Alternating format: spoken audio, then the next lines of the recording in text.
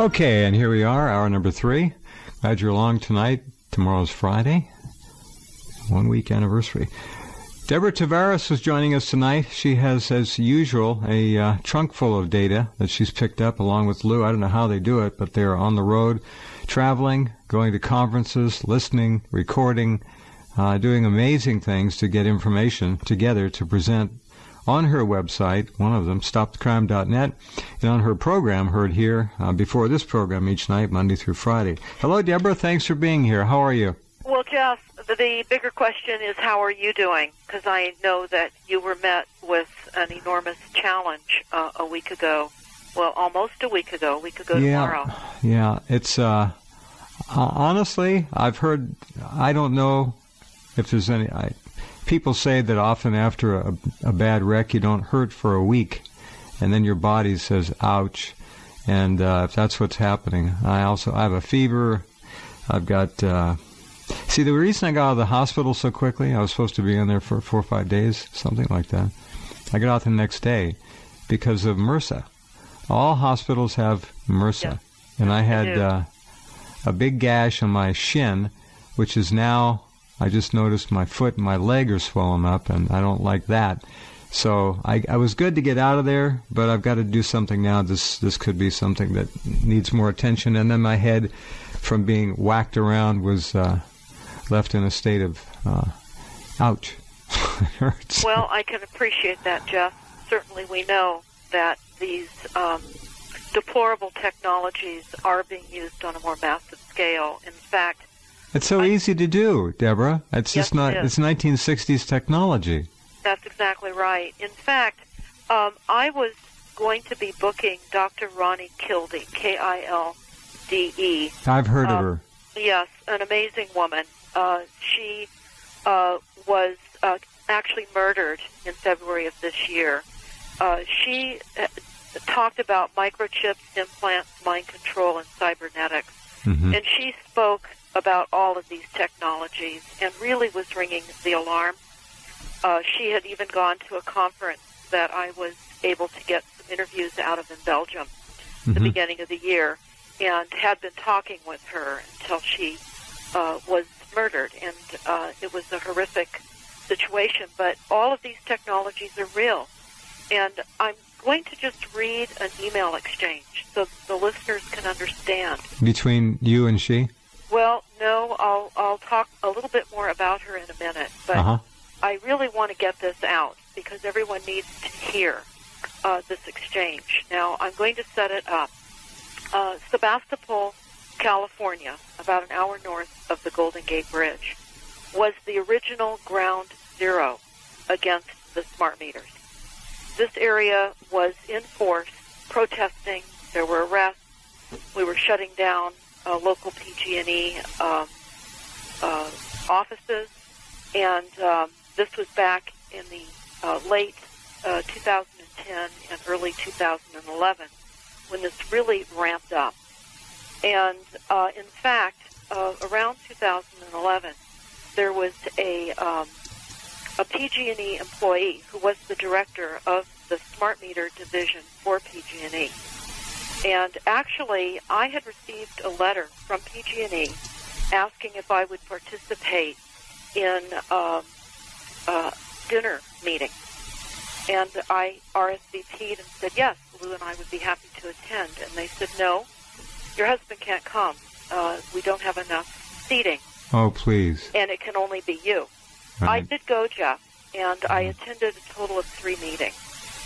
They had various educators about the smart grid. They were showing us smart meters, explaining how they were going to work. Do you think they could have shoehorned Lou in there somehow? Oh, there's no question that he couldn't have been there. But he wasn't. And so what my main question at the first meeting was, is what would happen if tenants in buildings that property owners own are invited into a class action lawsuit because the illness is generated from all of the increased frequencies, and particularly since owners of properties were not given a choice at that time whether they wanted a smart meter or not. And they brought in an attorney, a PG PG&E attorney at the second of the 3 meetings. They said that there was only an hour that he could be there. And he admitted during the first half an hour of his discussion that he really didn't know much about the smart meters. There was a tremendous amount of information that he still had to go over. He spent a half an hour really saying nothing. And I was getting irritated looking at the clock because I realized I needed to get my question answered and asked and answered. So I held up a piece of paper and I said, "Excuse me, but let's just say, for example, that this is a summons that as the property owner of an apartment, we were given, and we're now invited to participate in expending our funds in a class action lawsuit because the tenants are claiming they are now ill. How is PG&E going to participate in the support of a lawsuit in these circumstances?" And he said PG&E would not be liable or responsible in any way, that they were mandated by the California Public Utility Commission. And it was around that period of time that the smart meter director, who was in attendance at the 3 meetings that I participated in, was caught trying to impersonate his identity and get into a Google group that we were all in, communicating about the smart meters, etc. And he was caught, again, lying about his identity. And this ensued in litigation, and ultimately there was a fine. He was fired, and it became quite a several-year lawsuit with PG&E. And I believe, as I recall, it was about a $400,000 lawsuit that ended up getting paid by PG&E. And during that period of time, I and others received phone calls from the San Francisco Chronicle asking how it felt to be spied on by our utility company. And that was just shortly after my arrest. I was arrested on 1/11/11, and I told the Chronicle that this did not surprise me that PG&E was spying on their customers, because that's exactly what the smart meters were doing. And I would not have expected anything short of their behavior, because not only are they spying, they're attaching pulsed microwave radiation frequencies on our home in anticipation of further enhancement with all of the RFID chipped appliances and then the home area network. Sure. That we are all fried in our homes. Right. Needless to say, time went on. Of course, the entire push against smart meters got out of California, fortunately, and other states have been fighting it as well. What we did discover is that the entire opt-out was all part of a psychological maneuver to throw the activists against the smart meters off course, and for those that were outspoken to believe that they were being listened to. And the opt-outs were and always were only an appeasement plan to give people the illusion that the utilities worked for them and that the CPUC worked for us as well. Right. We actually found a document out of the sociology department out of Vanderbilt University that we have on the homepage of stopthecrime.net that talks about how they would socially engineer the utility companies in accepting the smart grid. So having that been said, again, this is around now August of 2011. PG&E has since come under fire on many issues, and certainly the fact that they've been in collusion with the California Public Utility Commission. So what happened in order to create the illusion that the California Public Utility Commission actually regulated the utilities, which they don't, it's all Rothchilds, they slapped PG&E on the hand and required a document release. Well, there was a large document release, as I recall, about 7 or so months ago, and different members in this group, this EMF safety network group that I'm a part of, were going through these documents that were released by PG&E. And I'm going to read to the audience a document release, and it is extremely disturbing with that background in mind of what I said about everything starting here, literally in Sebastopol, California, again. I wonder why they picked Sebastopol. That was, again, ground zero for the anti-smart meter movement. That was really day one of the... Okay, but that's a good thing. Now, are they coming back and trying to punish Sebastopol? Well, I'm going to read these emails, and you and the listeners can make out of this what you would like. And here we go. First, I'm going to just say that these emails were dated in August of 2011. There are only two emails. One is from the California Public Utility Commission going to PG&E, Pacific Gas and Electric. And again, you can type in PG&E followed by Rothchilds, and you will see that PG&E is Rothschild. It's hard to believe. It's amazing. They're just in everything. Yeah. Yes, they are. So here's what's important to understand about these two emails. First of all, there were a total of 6 people involved in the emails, not just the 2 people that were communicating back and forth, but the 4 people that were copied in the email exchange. Right. And the people that were copied, here's an idea of who these people were. First of all, the subject of the email exchange was space weather risks. And the executive director of the CPUC was copied, the vice president of regulatory affairs, the CPUC attorney, and the interim director at the CPUC.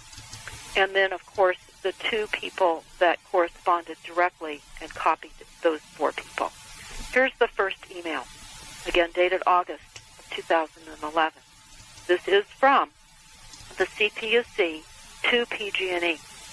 I assume you're assembling a high-level task force of washed-up and never were, yet somehow movie star handsome, former astronaut, to handle PG&E's response to the upcoming damaging space weather. Also, please dribble out one at a time over the next few months all internal memos, lawsuits, PowerPoint presentations, and officer cover-up directives in which PG&E is repeatedly warned about damaging space weather and chooses to do nothing, then has its lawyers blame its customers, a.k.a. Earthlings, for an adverse consequences resulting. Now, keep in mind, PG&E is involved in weather modification. In fact, I was personally on the 16th floor of the PG&E buildings in San Francisco, where they monitor the weather, and they have pulled permits to inject cloud seeding and, of course, more here in Northern California. Here's the second email now in response to that email I just wrote that was from the CPUC to PG&E. Now, this is only within about 10 minutes. Can you talk a bit louder, Deborah? I think we're getting a little low. There we go. Now we're there. Yeah, this is only about a 10-minute delay before there's an answer back from the CPUC email from PG&E. This is now from PG&E. Just a reminder, we are the first to propose a solar generator in space that will beam RF waves down to a receptor site and convert it to DC current. We have changed our receptor site from the Mojave Desert to Sebastopol, California. Now, this is a very alarming. I sent this email exchange to some higher-ups, and I received some responses to this email and what they believe is meant. And this is the first comment response to this email exchange. I consulted with a top expert, a man who was a high official in an American electronics company with a classified job and deep knowledge about these matters. I have been able to come up with the following. This system is set of orbital sun collectors, which will concentrate sunlight and convert it to microwaves and send it down to a station to generate power. It, however, could be used by aiming to any target below within a certain radius to completely destroy all human life slowly in a large city. Very dangerous, unneeded means of generating power now that we have so many free energy means available. Obviously, most energy providers are associated with and under the control of the U.S. government and Intel. Here's the second comment to this email exchange. I agree with your assessment. This email exchange dated 2/11 is indeed very disturbing. I submit it is merely a wisp of the smoke from a recently fired gun, the visible tip of a very dangerous iceberg. I strongly suggest you immediately file a series of Freedom of Information Act requests targeting both the CPUC and PG&E in order to hopefully get a fuller picture of this complete iceberg and what has transpired concerning this to date. Okay. You, as a California resident, have every right to know what your public utilities are doing with your rate dollars. As you know, beamed microwave radio frequencies from space are the patented technique for manipulating the Earth's jet streams in order to turn selectively modified weather patterns worldwide. Climate change is genuine. However, I submit it is simply not the result of excessive human carbon emissions footprints as infamously claimed. The potential to generate electricity from beam RF waves is certainly a possibility with the existing technology, but I submit it is not the primary goal. I submit the necessary outer space RF generators are already in place and have been functional for at least a decade and a half.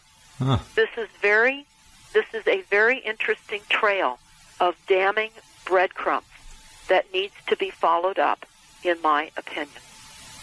Then I have another comment, and this is interesting. The attached emails claiming the beam RF waves to Sevastopol is obviously a joke shared among PG&E and PUC staff. The technology for this has not even been developed, financed, or tested. It doesn't exist. It doesn't exist. And here's a comment back to that. Sadly, the tech has long since been used. Space-based weapons in conjunction with the wireless networks, along with frequencies used to disperse crowds, etc., are old technologies. Most people are unaware just how advanced tech has become. 6 people were involved in these emails, PG&E and CPUC, and the tech is real. So joke or not, when someone yells fire, we must investigate, don't you think? And then there's attachments showing the involvement of PG&E with weather weapons, which they are heavily engaged. As you know, Rothschild owns Weather Central. And also the involvement of Rothschild and PG&E. So what we had was an obvious targeting to incapacitate the initial group against the smart meters, because certainly when we read the documents about the successes of the deployment of the smart grid worldwide, California is mentioned repeatedly as being the troublemaking state for the refusal of smart meters initially. So I just want everyone that is listening to understand the degree and the types of weapons, because, Jeff, you certainly experienced the likelihood of weapons while you were in your vehicle, and they use these weapons on cities and crowd disbursement, and they can increase anger. They can cause all kinds of physical problems that people normally would not. Absolutely physical and emotional problems as well. We have to keep in mind that we are electrical beings, and there's a frequency for damn near everything. So if they blast you with it, you're going to get that kind of a response. That's exactly right. If it's go to sleep time, we just take a half second, and your car is out of control. And I'm not saying that's what happened. I don't know. I don't like to be dramatic about things, but it's certainly a possibility. Well, that's absolutely right. Now, I just wanted to share with the listeners on Ronnie Kilde's behalf, because she was murdered, and she spent many years getting out the information of targeted individuals, those people that are targeted with electromagnetic weapons, harassed, traumatized, and tortured. Generally, their employment is eliminated. They are injured constantly. They're in pain. They suffer. And this is a real reality globally. And tracking teams and ground area networks literally focus in on individuals. And it's like an SS ground mafia team, a network. It's massive. It's unbelievably unreal, which is why people are not understanding what's happening. But I'm just going to read a little bit of a paper that Ronnie wrote in December of 2000. And she talked about Musada, the father of the Information Society. And he stated his concerns in 1980 that our liberty is threatened, an Orwellian style, by cybernetic technology totally unknown to most people. This technology links the brains of people via implanted microchips to satellites controlled by ground-based supercomputers. The first brain implants were surgically inserted in 1974 in the state of Ohio. And I'll continue with this on the other side of the break, Jeff. Very and good. Then we'll get into some of the most current water news. Okay, very good. Deborah Tavares and I will be right back in just a couple minutes. Glad you're along on this Thursday night, and we shall continue right after this.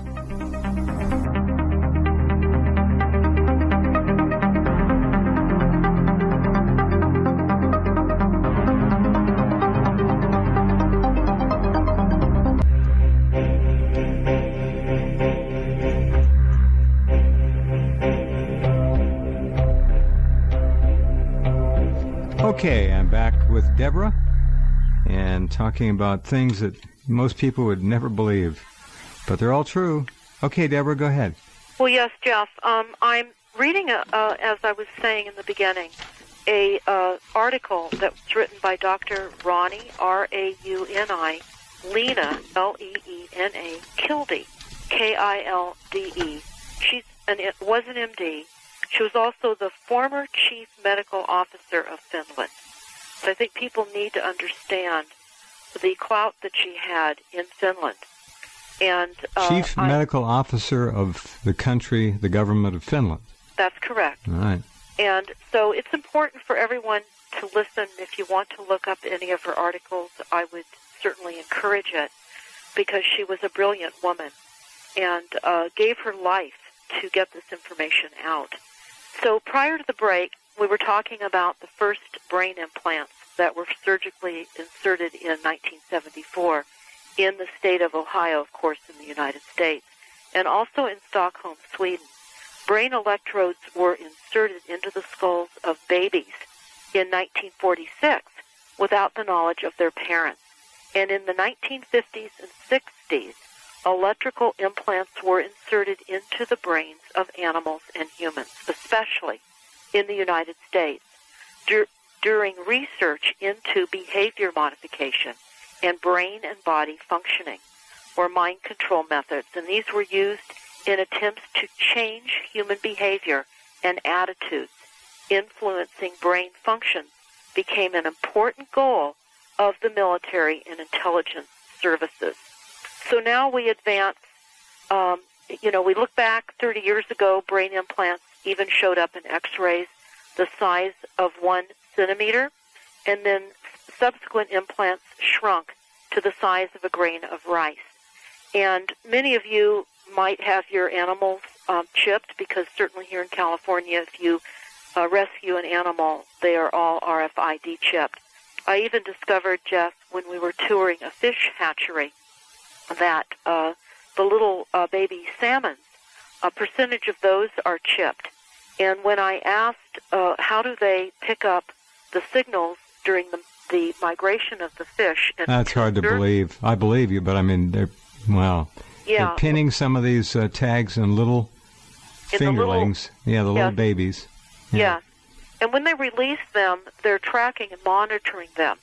And I asked them, where are they picking up the signals on the migration of the fish with these tracking devices? And this is in the instance of the Russian River, which is a river that runs fairly close to Bohemian Grove on out to the Pacific Ocean here in Sonoma County. And I was told that they're putting devices on either side of the banks. They're hidden where they can monitor the fish.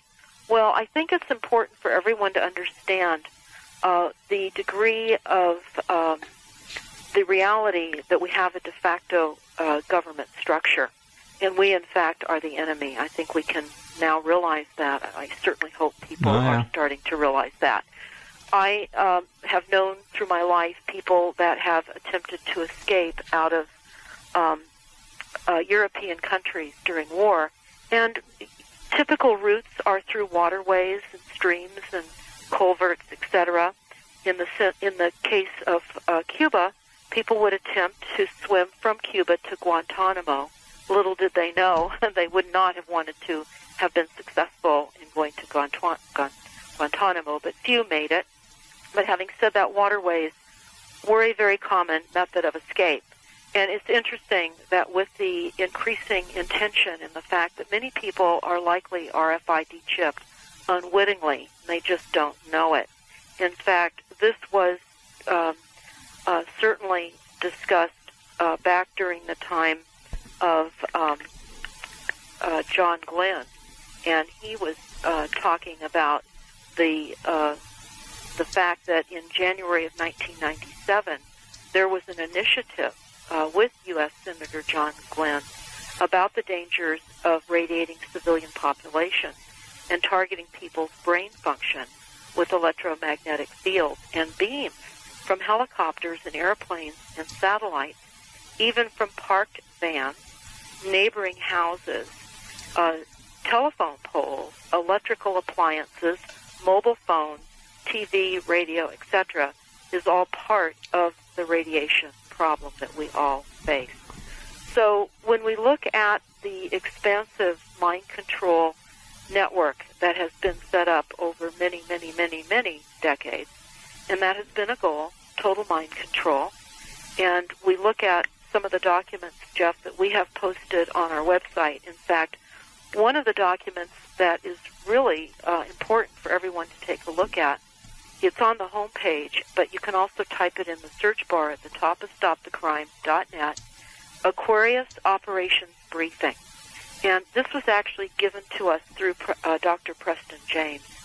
And it talks about the planned chemical sedation of the population and then the use of radio microwave frequencies for mass mind control. And it specifically talks about how over many, many years we would be poisoned with chemicals. There would be a polypharmaceutical saturation, and that's already been achieved. And that's been ongoing for the past 20 years.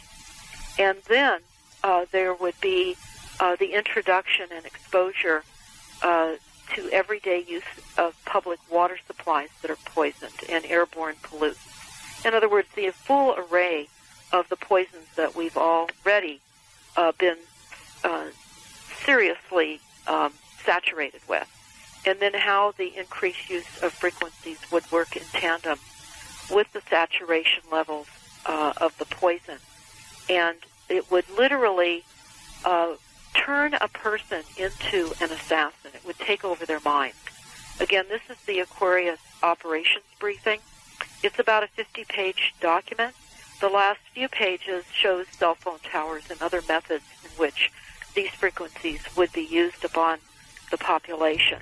But Ronnie Kilby talked about how today's microchips operate by means of low-frequency radio waves that target people. Yep. And with the help of satellites, the implanted person can be tracked anywhere on the globe. I can tell you, Jeff, right now, many people are buying frequency equipment. They can be as much as $20 up to $300. What do you mean frequency equipment? Well, you run it over your body, and it will literally it's a alert reader. you whether you've been biomedically implanted. Got it. Yeah. Yes. That's going to become something rather important for I'm sure it will. To obtain. I hear us going into I hear break. music too. Hold and on. then I want to get into the water situation quickly. All right, very good. Stand by. We'll be right back.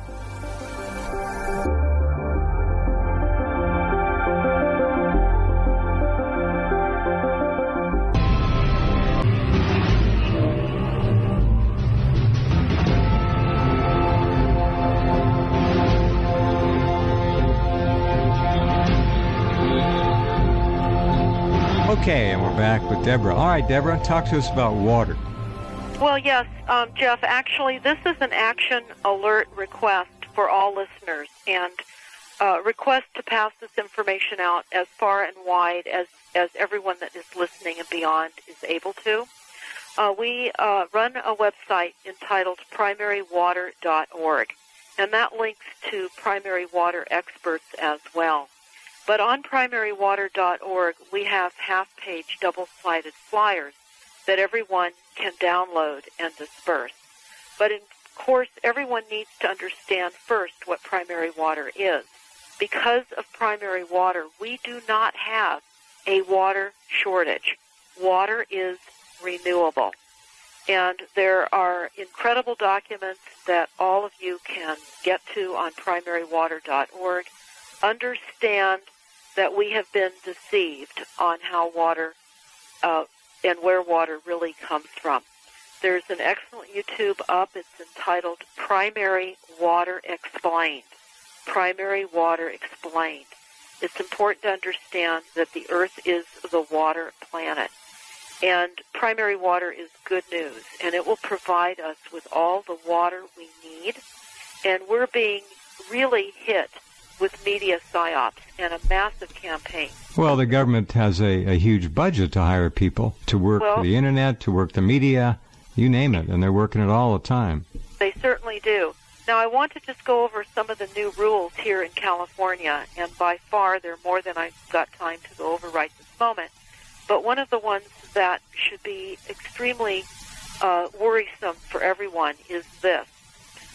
Again, these are new rules. The state is going to be directing state departments to provide temporary relocation assistance to families who need to move from homes where domestic wells have run dry to housing with running water. Now, this is why understanding where water comes from is essential, because we have many overpumped groundwater basins, and some of the shallow wells are overpumped and they are running dry. However, given time and reduced pumping, they would likely refill. Mm-hmm. And the groundwater basins could be recharged much more expeditiously if primary water wells were drilled and that water was allowed to recharge these overpumped areas like the San Joaquin Valley. And this is essential for everyone to know. Every bit of land mass is floating on water, and that's why it's so important to watch the YouTube Primary Water Explained and go to primarywater.org for more information. But I want to just go over a couple of the recent media psyops campaigns that have just come out in the last couple of days. Our Governor Brown has urged fines up to $10,000 for water waste during this California drought. Now, of course, most of us know the drought is intentionally created. But Brown announced this past Tuesday, that they're going to be granting new enforcement powers to local agencies in California's ongoing drought, including penalties. What do you mean when you say local agencies? And talk a bit louder again if you can. Yes, they're going to be granting enforcement powers to what local agencies? Now, it does not enumerate, but I would be imagining we're talking about the water agencies, we're talking about city agencies. Your friendly water meter reader, while there's still any around? Well, certainly many people do not yet have smart meters on their water, but they will be sending Stasi groups around. This has been going on now for a while in some areas, where good want-to-be neighbors will report on other neighbors if they see what appears to be overuse of water. But it goes on to say that the governor's office said that legislation proposed by Brown would let public agencies deputize staff to issue water-related citations among other measures. Yeah. And you might think this is just another installment in a long enterprise to live with changing climate and with drought and uncertain duration, Brown said. So the fines are a water increase. Easier to blame people for overuse than to try to push and get fines approved. So this is a water increase.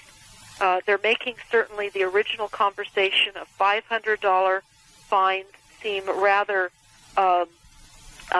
tolerable when you now hear $10,000 water fines. So this is just a psychological adjustment to, of course, accept the $500 fine. I also want to point out that most recently, too, just a day or so ago, Governor Brown also increased the California's greenhouse gas emission targets, and they're getting tougher. And my comment on this, of course, is climate change policies are creating new global markets, and it's based upon greed and false science. Oh, you bet. Sure. Of concealing the real cause of climate change. And, of course, we know, most people know that the government, corporations, and militaries and international bankers control the weather and have weaponized weather to target, create fear, and drive relocation of populations into resilient cities. Resilient cities, interestingly enough, Jeff, were pioneered by the Rockefeller Foundation, and they are intended to help communities absorb shock and better respond emotionally to destruction and death. Resilient cities are engaged in reducing CO2 emissions. Resilient cities, boy. You drive into a town, there'll be a big billboard there. This is a resilient city. It used to say this is a tree city. Now it'll say it's a resilient city. Well, that's true, and the resilient cities are engaged in reducing CO2 emissions and identifying people that are not trauma prepared. So resilient cities are about making and helping people emotionally and physically adapt to the shocks and trauma of all the weaponization that we're facing. It's crazy. It is. Everybody who breathes should be declared a public enemy and taxed because they spew carbon dioxide. I mean, it's all nuts. Well, it is, and because it's getting more nuts by the minute, it's important for everyone that's listening to take some action. And what can they do? No, seriously, what can they really do? If they send off an email, the delete key. Goodbye. If they fax, the trash can. Well, if they mail... I think, Jeff, what we have to do is empower people to the knowledge of water. Certainly because we cannot live without water. And whether it serves us in ultimately benefiting by getting to it, just the knowing that the water science is being withheld from us, just like petroleum. We were always told that petroleum is a fossil fuel. And we know now that that was just all part of what Rockefeller did to create more profits with the illusion of a finite resource. And as we like to say, petroleum never came from dead dinosaurs. So just as water is now the new peak oil, it's now the new peak water, and that's not true. And while those of us that understand this are still alive, we must spread this information far, far and wide, because the water surfaces many places all over the planet in hot and cold springs. In fact, there's a wonderful photograph on the primarywater.org website of a geyser called Fly Geyser, F-L-Y Geyser, and it's on private property in Nevada. And it was actually a well that was dug about 100 years ago, and they hit water that was about 200 degrees. They capped it, And the cap eroded over time, and the water just has been spewing out consistently ever since. It's a geyser called Fly Geyser. It's quite beautiful. And the landowner at the time drilled in another location and hit water, not hot water. But right now, the governor in California, just a couple of days ago, has set new cuts for us to meet the reduction of greenhouse gas emissions. He's cutting emissions to 40% below 1990 levels by 2030. The previous goals, which were set during Schwarzenegger's administration, were to reach 1990 levels by 2020, and then 80% below the standard by 2050. So let me repeat this. We must reduce greenhouse gas emissions here in California 40% below 1990 levels by 2030. Now, it's very important to understand where they're really going. And I have a YouTube up and out. They're aiming for 0. And, Jeff, I don't have time in the next couple of minutes that we have left, but I believe I am going to be joining you tomorrow evening. Yeah. And tomorrow evening, I am going to break a story that few have heard about new cities being planned here. Now, this is very interesting. Yeah. They've got plans they never let out of the bag, and they're big plans. And I'm also going to be talking about the plans to burn up Northern California. So I'm looking forward to joining you tomorrow night.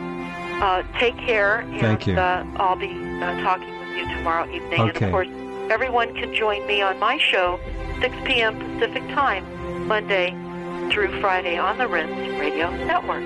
Thank you Well so said. much, Jeff. Thank you, Deborah. Say hi to Lou. Okay. I will. Thank you. All right, that's our program tonight. Yours truly is going to try and rest, and we will be back tomorrow night. You take care.